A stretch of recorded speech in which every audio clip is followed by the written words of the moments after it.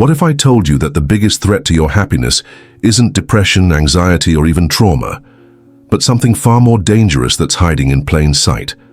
What if Viktor Frankl, the Holocaust survivor who revolutionized psychology and wrote the book that's transformed over 10 million lives, discovered a crisis so devastating that it's secretly destroying the fabric of modern society? In the next 10 minutes, I'm going to reveal the shocking truth about what Frankl called the existential vacuum and why it's more dangerous than any mental illness you've ever heard of. But first, I need you to do something. Comment below with the word empty if you've ever felt like something crucial is missing from your life, even when everything looks perfect on paper, because what you're about to learn will completely change how you understand human suffering and success. Here are the 3 mind-blowing discoveries that Frankl made about this hidden crisis. First, he found that 60% of American college students suffer from this condition without even knowing it. Second, he discovered that people with everything going for them are actually more vulnerable to this than those facing obvious hardships. And third, he uncovered the one simple technique that can cure this emptiness in just weeks, not years. But hold on, because what I'm about to show you gets even more shocking. You see, Viktor Frankl didn't learn about this crisis in some comfortable university office. He discovered it while surviving 4 Nazi concentration camps, including Auschwitz and Theresienstadt, watching thousands of people either break completely or find unshakable strength in the face of unimaginable horror. What he witnessed there would later revolutionize how we understand what truly drives human beings. Picture this. It's 1944, and Frankl is watching fellow prisoners in the concentration camp. Some inmates, despite having lost everything, their families murdered, their bodies starving, somehow maintained an inner strength that baffled even the guards. Others, who seemed physically stronger, would simply lie down and die for no apparent medical reason. Frankl realized he was witnessing something that no psychology textbook had ever explained. But wait, here's where it gets really interesting. After the war, when Frankl returned to his psychiatric practice in Vienna, he expected to see patients traumatized by war, poverty, and loss.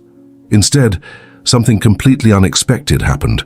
The people flooding into his office weren't the war survivors or the poor.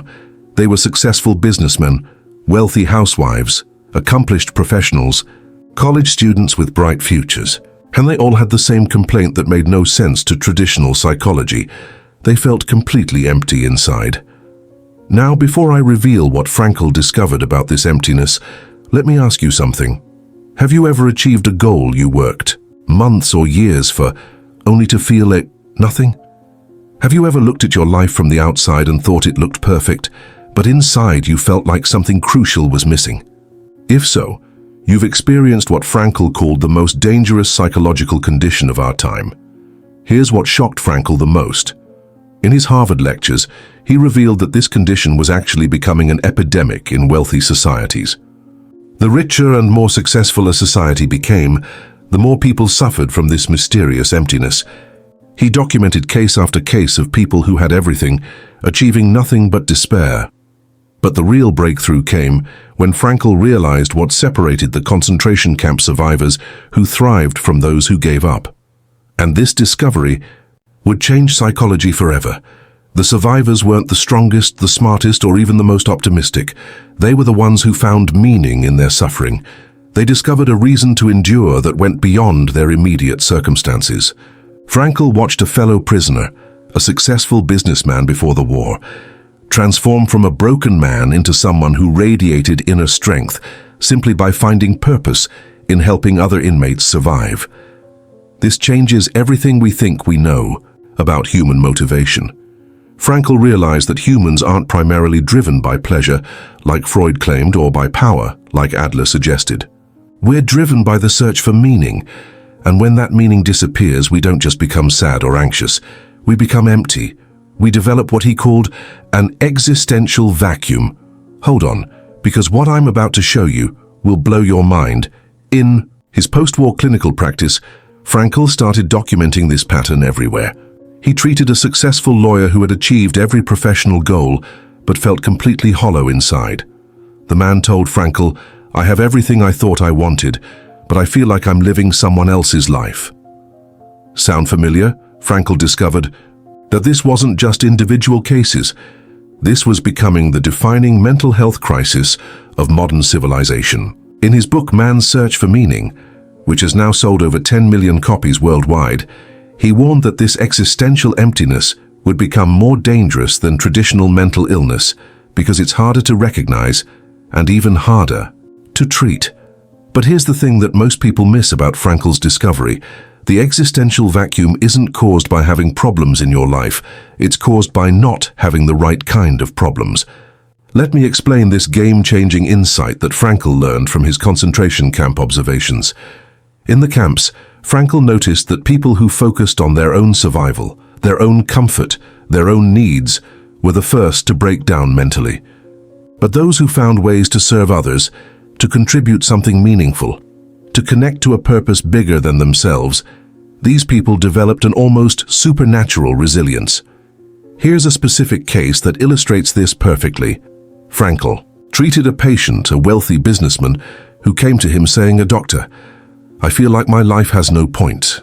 I wake up every day and go through the motions, but nothing feels real or important." This man had a successful company, a beautiful family, more money than he could spend, but he was consumed by emptiness. Traditional psychology would have analyzed his childhood, prescribed medication, or tried to help him appreciate what he had. But Frankl took a completely different approach based on his logotherapy principles. Instead of asking, "What do you want from life?" Frankl asked, "What does life want from you?" This one question changed everything for this patient. But before we continue, let me ask you something that's crucial to understanding this. Think about the last time you felt truly alive, truly engaged, truly satisfied. I'm willing to bet it wasn't when you were consuming something, buying something, or even achieving something for yourself. It was probably when you were creating something, helping someone, or working towards something that mattered, beyond your own immediate gratification. Frankl discovered that meaning can't be pursued directly. It emerges as a byproduct of engaging with something greater than yourself. This is why people who chase happiness directly often end up more miserable, while those who chase meaning often discover deep fulfillment as a side effect. Now, here's where Frankl's insights become absolutely revolutionary. He identified 3 primary sources of meaning that can cure the existential vacuum. And here's what shocked even his fellow psychologists. These sources have nothing to do with positive thinking, self-esteem, or even personal success as traditionally defined. The first source is what Frankl called creative values. This isn't just about being artistic. It's about the human need to contribute something unique to the world. In the concentration camps, Frankl watched prisoners find meaning by sharing stories, teaching skills to younger inmates, or even maintaining small acts of dignity and humanity in an inhumane situation. In his practice, he helped that wealthy businessman discover that his real purpose wasn't making more money, but using his business skills to create jobs for unemployed veterans. The moment this man shifted from "what can I get" to "what can I give," his existential emptiness began to disappear. But wait, because the second source of meaning is even more powerful. Frankl called these experiential values, and they're about fully encountering the truth, beauty, and love that exist in the world. But here's the crucial part that most people miss. This isn't about positive experiences or avoiding negative ones. It's about finding meaning in whatever experiences life presents to you. Let me break this down step by step with a real case from Frankl's practice. He treated a woman whose husband had died suddenly, leaving her devastated and convinced that life was meaningless. Traditional therapy tried to help her move on and find happiness again. But Frankl asked her a different question. If you had never loved your husband so deeply, would his death cause you this much pain? When she said no, Frankl revealed the profound truth. Her pain was actually evidence of the depth of her love. Her suffering had meaning because it honored the relationship that had given her life purpose. This realization didn't eliminate her grief, but it transformed it from meaningless suffering into meaningful tribute. This changes everything about how we understand difficult emotions and experiences. The third source of meaning is what Frankl called attitudinal values. And this is where his discoveries become almost supernatural in their power. Even in situations where you can't change what's happening to you, you can always choose your attitude toward what's happening. Frankl learned this lesson in the most extreme circumstances imaginable. In the concentration camps, stripped of every external source of meaning, dignity, and hope, he discovered that the Nazis could control his body, his circumstances, even his immediate survival. But they could never control his inner response to those circumstances. He watched fellow prisoners demonstrate this ultimate freedom. Some became bitter, desperate, and broken. Others, facing identical circumstances, became examples of human dignity, compassion, and strength that inspired everyone around them. But here's what will blow your mind about this discovery. Frankl realized that this freedom to choose your attitude is actually the last and greatest human freedom. It's the one thing that can never be taken away from you, no matter how dire your circumstances become. And here's the really shocking part. Most people in comfortable modern societies never discover this freedom because they never face circumstances extreme enough to force them to find it. This is why, Frankl observed, people in wealthy societies often feel more empty and meaningless than those facing obvious hardships. When life is too easy, we never discover our capacity for meaning-making through choosing our response to difficulty. Now, here's the technique that Frankl developed to help people cure their existential vacuum, and it's so simple that most people initially dismiss it. He called it de-reflection. Instead of focusing inward on your own happiness, fulfillment, or self-actualization, you deliberately focus outward on something or someone that matters beyond yourself. The businessman found meaning in serving veterans. The grieving woman found meaning in honoring her husband's memory through volunteer work with other widows. But hold on, because there's a crucial element that makes this technique actually work. It's not enough to just help others or find a cause. The meaning has to be specifically yours. It has to connect to your unique combination of skills, experiences, and values. Frankl discovered that meaning is like a fingerprint, completely individual and non-transferable. Here's how this works in practice. Frankl would ask patients 3 questions that revolutionized their understanding of their own lives. First, what are you uniquely equipped to contribute that no one else can contribute in quite the same way? Second, what problems in the world make you angry or passionate in a way that surprises even you? And third, if you knew you only had 1 year to live, what would you regret not having contributed? The answers to these questions revealed each person's individual path to meaning. But before I reveal the most important part of Frankl's discovery, let me tell you something that will change how you see your current struggles. Remember that wealthy businessman who felt empty despite his success. After working with Frankl, he discovered that his business wasn't just a way to make money. It was his unique platform for creating meaningful work for others. His emptiness transformed into purpose when he realized his company could be his contribution to solving unemployment in his community. Within 6 months, he reported feeling more alive and engaged than he had in decades. But here's the really important part. His external circumstances hadn't changed dramatically. He was still running the same business, still had the same family, still lived in the same house. What changed was his relationship to his circumstances. This is the secret that most self-help approaches completely miss. You don't need to change your entire life to cure existential emptiness. You need to change your relationship to the life you already have by discovering the unique meaning it offers. Now, here's where Frankl's insights become absolutely crucial for anyone living in modern society. He predicted that as societies became more prosperous, more automated, and more comfortable, the existential vacuum would become the primary source of human suffering.